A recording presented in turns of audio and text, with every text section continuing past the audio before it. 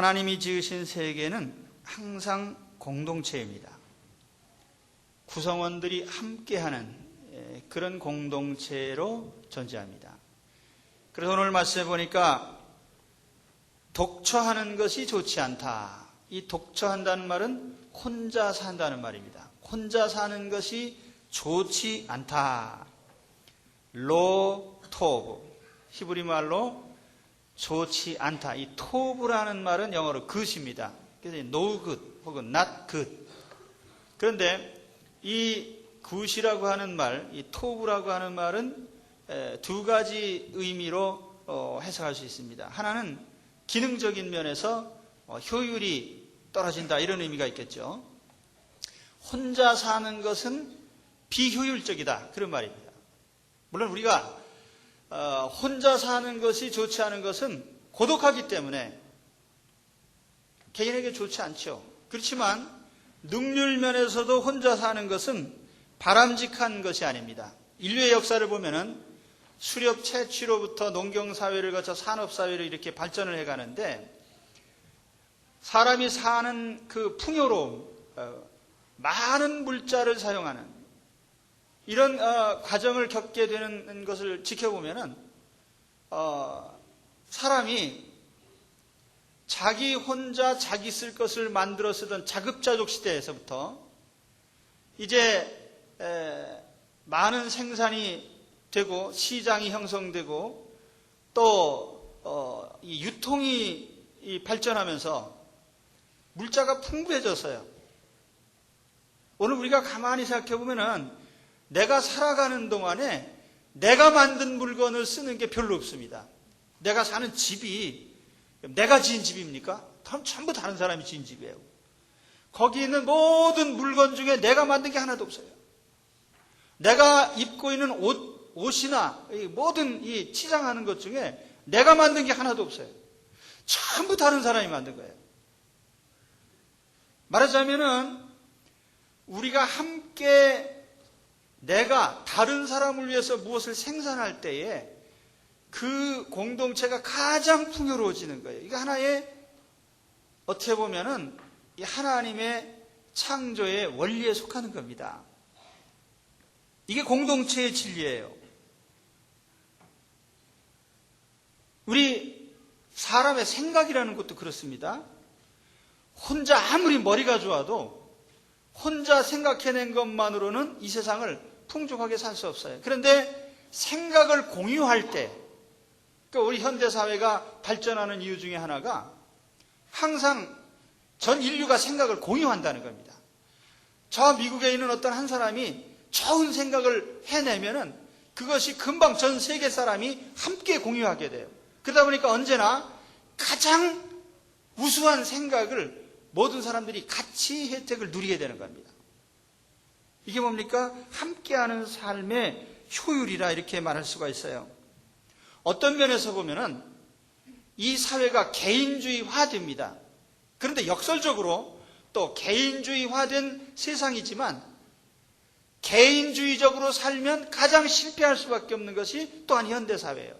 그래서 여러분 오늘 이 세상에서 성공하는 사람이 누구냐면 휴먼 네트워크, 인간관계를 잘 형성하는 사람이 이 사회에서는 성공할 수 있습니다. 혼자 살려고 하는 사람이 이 사회에서 절대로 성공할 수 없어요. 아무리 머리가 좋아도 소용없습니다. 그러므로 이 공동체라고 하는 하나님께서 혼자 사는 것이 좋지 않다고 하는 것은 혼자 살려고 하는 그것이 효율적으로 가장 떨어지는 그런 삶이라는 것을 우리가 알아야 됩니다.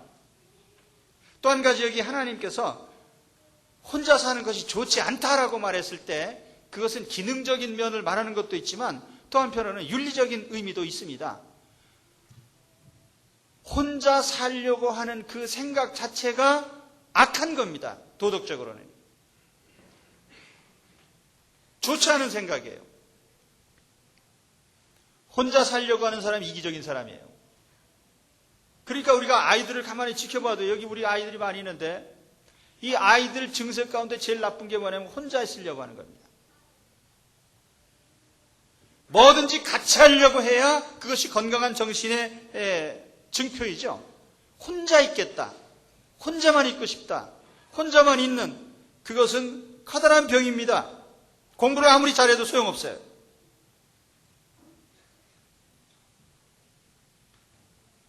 사회성이 없으면 세상의 낙오자가 됩니다. 그런데 요즘 부모들이 상당히 무식해가지고 이 점을 잘 몰라요. 사회성이 떨어지면 세상에서 살기 힘듭니다. 그런데 어려서부터 아이들을 어떻게 기르냐 하면은 너 공부 잘해라. 뭐 피아노 잘 쳐라. 미술을 잘 그려라. 여기저기 막 시킵니다. 그러면서 이 사회성, 아이들이 같이 어울려서 지내도록 하는 사회성을 교육시키는 일은 소홀히 하고 있어요. 그런데 사람은 20대가 넘어도요, 이 지능적인 것은 계속 성장하지만은 사회성이라고 하는 것은 10살 이전에 대부분이 완성된다고 합니다. 그렇기 때문에 이 어린 시절에는 함께 어울려서 공동체 생활하는 이 습성과 이런 생각을 길러줘야 되는데 그걸 하지 않고 오히려 재능만 키우려고 하다 보니까 재능은 있는데 사회성이 없는 아주 인간성이 후진 이런 아이들을 만들어낸다 이 말이에요. 지금 여기 우리가 같이 예배 드리는데 이 여럿이 함께 한다고 하는 여기에 잘 조화가 되는 그것이 사회성이죠.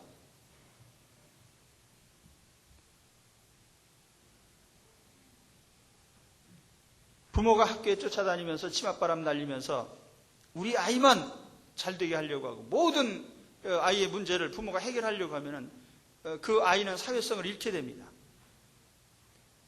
어른들도 마찬가지죠. 나 혼자 잘 먹고 잘 살려고 하는 그 태도가 죄악이라고 말입니다. 내 가족만 잘 되면 된다. 내 집만 잘 되면 된다. 내 회사만 잘 되면 된다. 이 나 혼자만 잘 되려고 하는 생각은 하나님 앞에 악한 생각입니다. 그래서 이 혼자 사는 것이 바람직하지 않다. 이제 이것을 다시 가정으로 돌아와서 생각해 보면은 하나님께서 아담과 하와를 결혼시키신 이유가 뭐겠습니까? 앞서 말씀드린 것처럼 혼자 사는 것보다 함께 사는 것이 훨씬 더 효율적이고 생산적인 삶이 되는 것입니다. 함께하는 가운데 자녀가 생산되고 행복이 생산되고 물자가 생산되고 생산적인 삶이 되는 거예요. 남자와 여자는 분명히 다른 조건을 가지고 있습니다. 그래서 하나님은 남자는 남자답게 여자는 여자답게 만들었는데 요즘 사람들은 하나님이 만드신 창조의 원리를 거스려서 남자는 여자같이 여자는 남자같이 되어갑니다. 요즘 젊은이들이 중성적인 사람을 좋아한다 그래요. 여자는 여자 같은 남자를 좋아하고 남자는 남자 같은 여자를 좋아하고 그렇습니까? 이게 아주 이상한 거예요, 이게. 하나님은 뭐라고 말씀하시냐면 여자는 남자의 의복을 입지 말 것이요 남자는 여자의 의복을 입지 말 것이라 이같이 하는 자는 내 하나님 여호와께 가증한 자니라. 제가 이스라엘에 갔을 때 그 어떤 여자아이가 이제 비행기를 타는데 이렇게 보니까 청바지 위에 치마를 입었더라고요. 이상하다. 그랬더니 그 히브리 율법에 여자는 남자의 복장을 하지 마라. 치마를 걸쳐 난 여자입니다 하는 표시라는 거죠. 그런데 남자와 여자가 서로 연합이 돼서 함께 할 때에 가장 효과적인 삶을 살 수 있다는 것입니다. 그래서 결혼 안 하는 사람보다 하는 사람이 행복해요. 요즘 젊은이들이 결혼 안 하려고 하는 기피 증상이 있는데요. 잘못된 생각이에요. 하나님은 결혼을 통해서 가장 생산적인 인생이 되게 하십니다. 그대로 믿으십니까? 예, 그렇습니다. 또 혼자 살려고 하는 것은 도덕적으로 악한 생각이라고 말씀드렸어요. 그러니까 결혼 안 하고 살려고 하는 그 밑바탕의 생각이 뭐냐면은 결혼하면은 힘들다, 귀찮다 이런 생각이 포함되어 있기 때문에 그건 아주 고약하고 나쁜 생각입니다. 예. 같이 살면서 내가 거기에 기여할 생각을 해야지. 혼자만 귀찮으니까 나 혼자 잘 살겠다. 이건 아주 도덕적으로 이기적인 생각이에요. 오늘 우리 사회가 불행해지는 이유가 뭐냐면은 이기적인 생각 때문입니다. 장차 천국에 가면요, 거기는 개인주의가 없어요. 이기주의자들은 세상에서 다 심판받고 천국에는요, 모든 것이 다 하나 된 공동체입니다. 근데 이 하나님 나라가 공동체라고 하는 것은요, 하나님의 본성과 관련이 있어요. 하나님의 본성. 하나님의 본성이 어떻습니까? 삼위일체 하나님. 삼위가 계시는데 항상 일체예요. 이 신비로운 하나님의 본성이 모든 피조물에 그대로 반영이 되어 있습니다. 우리가 하늘의 천체들을 보면은 우리 지구상에 필요한 별은 태양과 달과 요 몇 개밖에 필요하지 않은데 하나님께서 많은 천체들을 만드셔서 하나의 시스템을 만들어 놓으셨습니다. 또 하나님께서 이 세상에 많은 동물들을 만드시고 많은 식물들을 만들어 놓으셨는데 이렇게 많은 품종들이 세상에 있어야 되느냐? 이것들이 전부 사슬로 엮여 있어서 하나의 시스템이 되어 있는데 이걸 우리가 생태계라고 말을 합니다. 그런데 이와 같은 생태계 시스템은 어느 하나도요, 같은 게 없어요. 같은 게. 가만히 보면은 같은 한 사과나무에 붙어있는 잎이라 할지라도 그 잎사귀의 모양이 다 다릅니다. 열매가 맺혀지는데 열매의 모양이 다 달라요. 똑같은 사과가 없어요. 제가 우리 슈퍼에 가서 이렇게 과일을 사는데 제가 여자들 그 물건 사는 거 가만히 보니까 그 방울토마토 하나 사는데 상자에 이렇게 담아놨거든요. 그런데 내가 볼 땐 다 똑같아요, 그게. 그런데 그거를 한 100번은 바꿔요. 이쪽 거 집었다, 이쪽 거 집었다, 이쪽 거 집었다. 속에서 빽까 뒤집어 놨다, 그냥. 그리고 또 안 사요. 예. 근데 왜 그렇게 고르죠? 하나도 같은 게 없으니까. 그런데 하나님의 세계는 이와 같이 같은 게 없어요. 다양하죠? 그러면서 하나로 조화되는 이것이 하나님 세계의 특징인데 인간 사회도 마찬가지입니다. 인간 사회도 똑같이 생긴 사람이 하나도 없습니다. 다 다릅니다. 이 다른 것이 참 하나님의 영광이고 다른 것이 아름다운 것인데 전부 누구 탤런트처럼 뜯어 고쳐가지고 깎고 고치고 이런 쓸데없는 짓들을 하고 있어요. 하나님이 만들어 놓으신 오리지널, 그 자기 모양이 완전히 고유한 브랜드입니다. 그래서 하나님은 모든 사람을 겉모양이나 성격이나 모든 것을 다르게 하셔서 한데 어울리게 하시니 공동체로 존재하게 하셨습니다. 그래서 창조 때 보면 아담의 가정이 공동체입니다. 이스라엘 공동체가 공동체죠. 초대교회도 공동체죠. 천국에 가도 공동체죠. 그러니까 하나님의 지으신 세계는 하나님의 성품이 반영됐기 때문에 다 함께 사는 삶이지 혼자 사는 삶이 없다고 말이에요. 그래서 오늘 여기 말씀에 독처하는 것은 좋지 않다. 함께 사는 것이 하나님의 세계라는 것을 기억하십시오. 그래서 우리 가정은 뭡니까? 함께 하는 가정. 함께. 가족들이 모든 삶을 같이 나누는 것이에요. 그것이 바람직한 하나님의 가정입니다. 그 다음에 두 번째 오늘 말씀드리려고 하는 것은 돕는 배필이라는 거예요. 아담에게 하와를 만들어 주실 때 돕는 배필이라는 명칭을 주셨습니다. 이 돕는 배필은 하와에게만 해당되는 명칭이 아니고 아담에게도 해당되는 명칭이에요. 똑같이 해당됩니다. 돕는 배필. 이 배필, 이 말을요, 알맞는, 적당한 이런 뜻으로 히브리 말로 번역이 됩니다. 이 에세르 네게드. 영어 성경에 보면은 helper, fit for him. 그에게 맞는 도움이. 그리고 또 NIV 성경에 보면 helper suitable for him. 그에게 적합한. 말하자면 세상에 남자 여자가 많이 있는데 다 서로 도우미가 될 수는 있지만 내가 가장 맞는, 제일 어울리는 딱 한 도우미가 있는데 그것이 누구냐 하면은 나와 결혼할 사람이라 그 말이에요.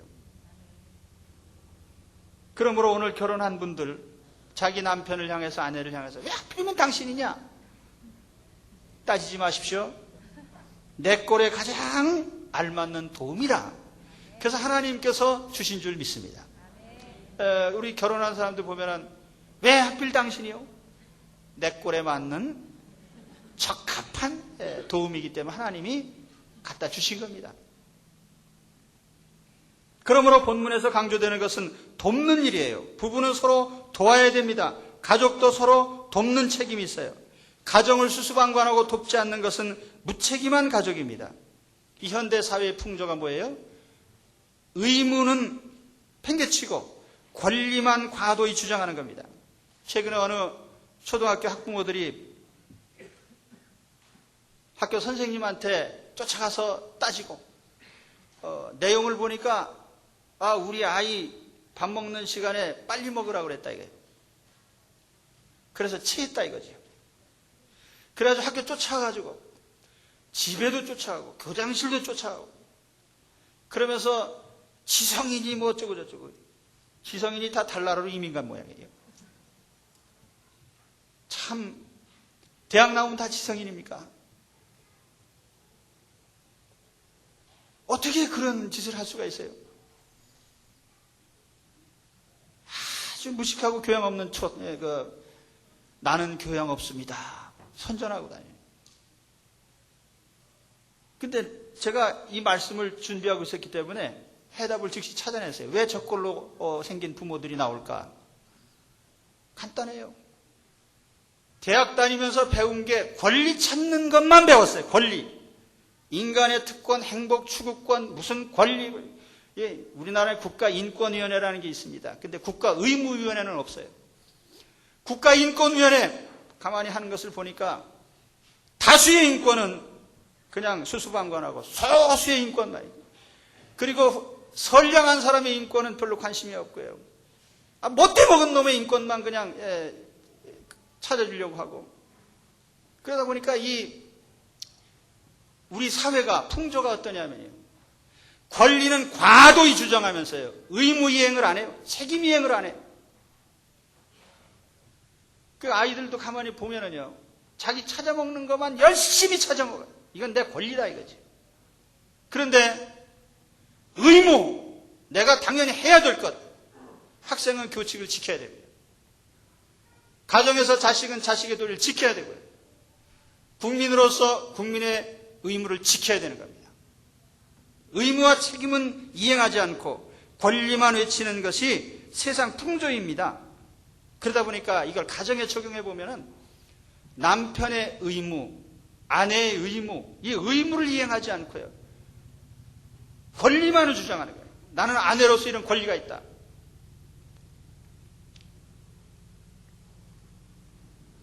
오늘 하나님께서 우리에게 가족으로서 부과하신 의무가 뭡니까? 돕는 책임이에요. 돕는 책임. 가족은 가정을 위해서 돕는 자가 돼야 됩니다. 오늘 우리 이 자리에 함께 하신 우리 모든 성도들, 나는 내가 속한 가정에서 나는 우리 가족을 돕는 사람입니다. 그렇죠? 국민교육 헌장 앞에 뭐가 나오죠?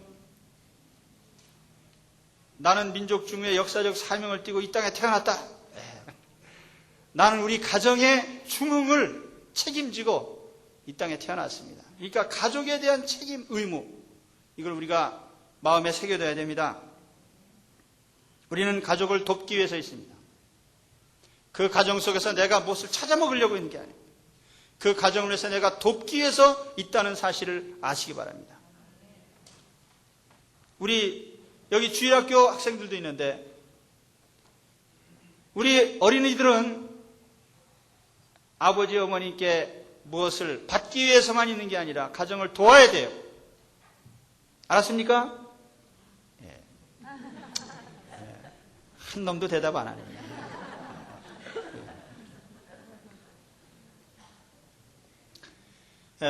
의무를 교육시켜야 돼요. 책임, 권리 찾아먹는 것만 교육시키지 말고요. 자, 그러면 우리가 아내로서 남편으로서 어떤 도우미가 돼야 됩니까? 뭘 도와주면 됩니까? 그거 간단한 거예요. 여러분, 도와줄 때 도움 주는 사람이 뭘 도와야 될지 압니까? 도움 받는 사람이 알게 됩니까? 도움 받는 쪽에서 요구하는 걸 도와줘야죠. 그게 뭐 순리적인 것입니다. 특히 부부에게 적용해 보면 그래요. 남편은 아내를 돕는다고 생각을 해요, 자기 자신은. 그런데 아내가 도움이 필요한 부분을 도와주질 않고 지멋대로 도와줘요. 그래서 평생 살고 나서 하는 말이 나는 당신을 뼈가 빠지게 도왔다고 생각하는데 도움 받는 쪽에서는 나는 별로 도움 받은 게 없다. 왜 그렇지요? 도움 받으려고 하는 것은 안 도와주고 엉뚱한 걸 도와줬기 때문에 그래요. 남녀 성향에는 현격한 차이가 있습니다. 그 서점에 가면은 뭐 화성에서 온 남자, 뭐 금성에서 온 여자, 뭐 냉장고 속에 뭐가 있는지 못 찾는 남자, 지도를 못 찾는 여자, 뭐 이따위 책이 있는데 그 책 내용을 보면 남자와 여자가 엄청 다릅니다.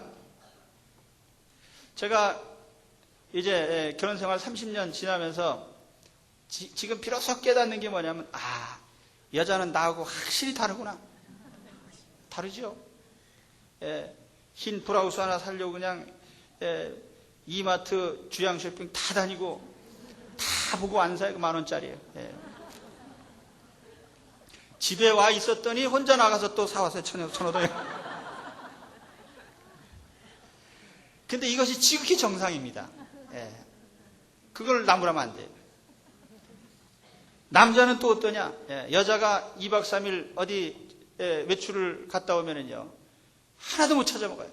냉장고 속에 음식이 다 썩는데도 못 찾아 먹습니다. 짜장면 시켜 먹고, 라면 끓여 먹고, 와이셔츠가 어디 있는지, 옷이 어디 있는지 전혀 못 찾아요. 여러분은 잘 찾으십니까? 그런데 여자가 요구하는 게 뭐냐? 남편에게 어떤 걸 도움을 받고 싶어 하느냐? 최근에 어떤 제가 방송에서 보니까 여자가 가장 듣고 싶어 하는 말 중에 하나가 뭔지 아십니까? 여보, 힘들었지. 그 말을 제일 듣고 싶어 한다는 거예요. 여보, 힘들지. 생활하느라고 참 힘들지. 여보, 수고했어. 또, 여보, 정말 참 당신을 사랑해. 이런 도움을 받고 싶어 하는 거예요. 그런데 뼈가 부러지게 돈은 벌어다 주면서 난 다 도왔다 이거예요. 이 목숨 건 일을 하면서도 왜 도움 받는 사람에게 도움 줬다는 의식을 못 갖게 하느냐 이거지. 그러니까 목숨을 바쳐서 도우면서도 사실은 진짜 여자가 요구하는 그 부분을 돕지 못한 거예요. 근데 사실은요, 이거 돈 안 드는 일입니다. 그러니까 앞으로 우리 남편 되신 분들은요, 그걸 생각하셔야 됩니다. 내가 크게 도움을 주면서요, 작은 도움 때문에 욕을 먹어서야 되겠느냐. 그러니까 그저 아프면 왜 아파 그러지 말고 어떻게 어디가 아픈지 좀 자세히 만지기도 하고 기도도 해주고. 우리 남성분들만 한번 따라서 해봅시다. 자, 여보 힘들지? 저 쳐다보고 하지 마시고요. 옆에 있는 자, 여보 힘들지? 그 말을 자주 쓰면은요, 아내들이 엄청난 도움을 받은 것으로 생각합니다. 또 여보 사랑해. 이 말을 또 돈도 안 드는 일이니까 주로 여자들이 요구하는 거 돈 안 드는 일이에요. 그러니까 그걸 잘 하셔서 도움을 받고 있다, 위로를 받고 있다, 그런 느낌을 갖게 하라는 것입니다. 또 남자들이 요구하는 게 또 뭐냐? 남자들은 인정받는 것을 좋아해요. 뭘 인정받느냐? 그냥 뭐든지 인정해줘요. 그냥 권위도 인정해주고, 능력도 인정해주고, 실력도 인정해주고, 명예도 인정해주고. 그것을 성경은 뭐라고 표현하냐면은 남편에게 순복하라 이렇게 되어 있습니다. 존경심을 가지고 순복해줘라. 그런데 남자들은요, 존경받으면은요, 살맛이 납니다. 우리 동네 가면 요즘에 뭐 현수막 붙여놓고 뭐 선거 때문에 많이들 나와서 이렇게 사람들이 참 돈도 벌 만큼 번 사람들이 왜 그런데 나와서 그거 하려고 하냐면 나도 한번 존경받아보고 싶다 이거예요. 그런데 집에서 존경받는 사람은 그런 욕심이 없어요. 여러분, 가장 중요한 것은 아내에게 존경받는 남편입니다. 그래서 항상 남편의 권위를 존경해 주고요. 그것이 남편은 내가 내 아내로부터 도움을 받았다 그렇게 느끼게 되는 원인이 되는 겁니다. 그래서 항상 그런 표시를 하시기 바랍니다. 존경의 표시도요, 돈 드는 거 아니고 말로 하면 됩니다. 그래서 요즘은 전부 온라인으로 오지만 옛날에는 월급 봉투를 갖다 줬거든요. 그때는 어떻게 해요? 여보 고맙습니다. 한번 따라해 봅시다. 우리 여자들만요. 여보 고맙습니다. 예, 좋은 아빠가 돼주셔서 고마워요. 예, 그런 것도 자꾸 얘기를 해야 돼요. 그러면 남자들이 으쓱하면서 또 잘합니다. 예.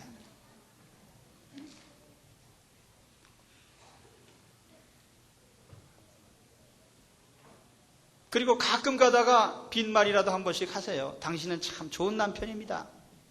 한번 따라서 해봅시다. 당신은 참 좋은 남편입니다.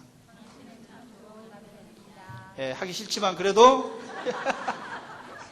예, 그 말을 자주 해요. 하면은 남자들이 굉장히 내가 아내 때문에 살맛이 난다. 이렇게 생각을 하는 거예요. 그 이하 동문입니다. 가족은 서로 돕는 의미가 있습니다. 자녀는 부모를 도와야 됩니다. 부모는 자녀를 도와야 됩니다. 형제끼리 서로 도와야 됩니다. 돈만 벌어다 주려고 결혼한 것은 아닙니다. 밥 해주고 빨래 해주고 청소하려고 결혼한 게 아닙니다. 결혼 생활하면서 이를 통해서 마음의 위로를 받고 사랑을 받고 또 격려를 받고 힘을 얻고 보람을 얻고 행복하기 위해서 결혼하는 거예요. 그러기 위해서는 아플 때는 만져주고 힘들 때는 격려해주고 상담이 필요할 때는 카운슬러가 되어 주셔야 됩니다. 잘못을 책망하기 전에 이해하려고 해야 됩니다. 결점을 하나하나 들춰내지 말고 허물을 덮어주셔야 됩니다.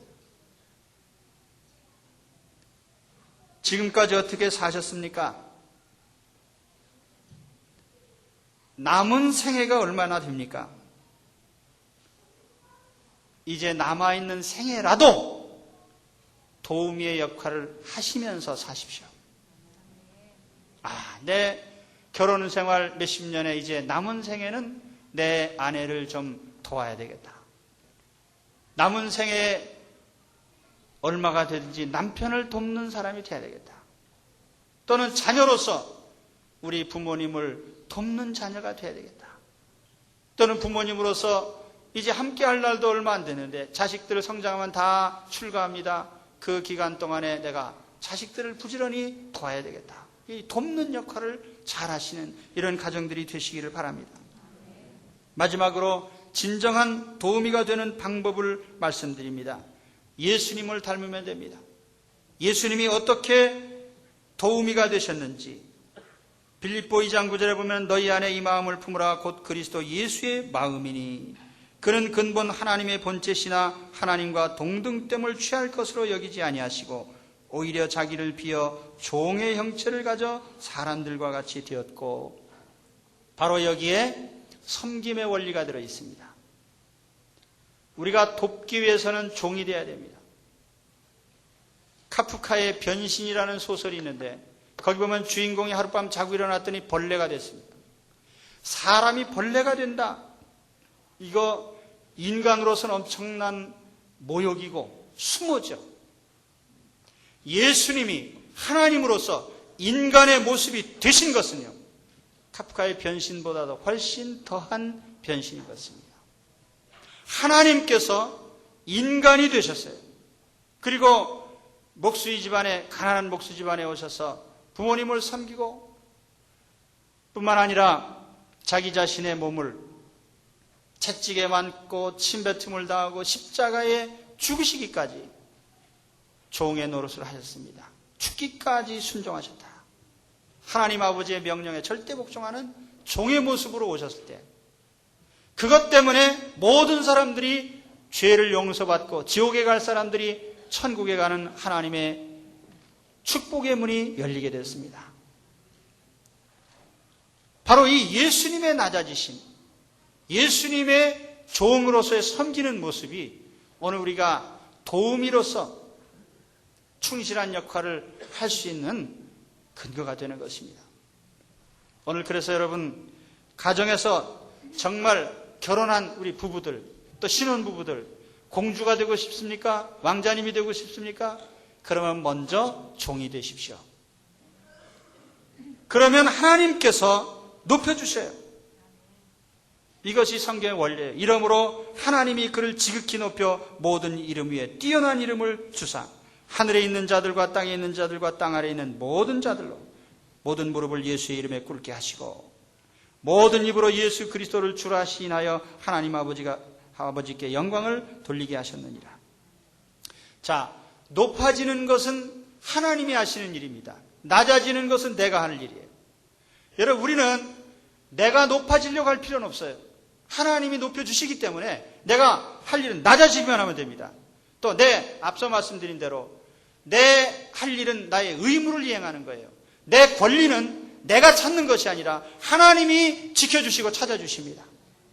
그래서 오늘 우리는 이 원리를 터득한다면 아마 이 본문의 말씀을 잘 이해하실 겁니다.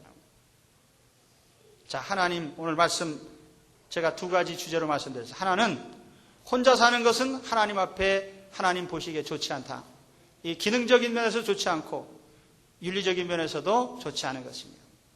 함께 사는 모습이 하나님이 기대하시는 것이고 아름다운 모습이에요. 또 한 가지는 우리는 구성원으로서 서로 돕는 역할을 하기 위해서 존재합니다. 서로 도우미가 되라. 예수님처럼 종이 되셔서 나는 낮아지고 섬기는 책임만을 이행한다면 나의 권리는 하나님이 찾아주시고 내가 높아지는 일은 하나님이 해주실 것입니다. 그럼 오늘 이러한 가족들이 되시기를 주의 이름으로 축원합니다.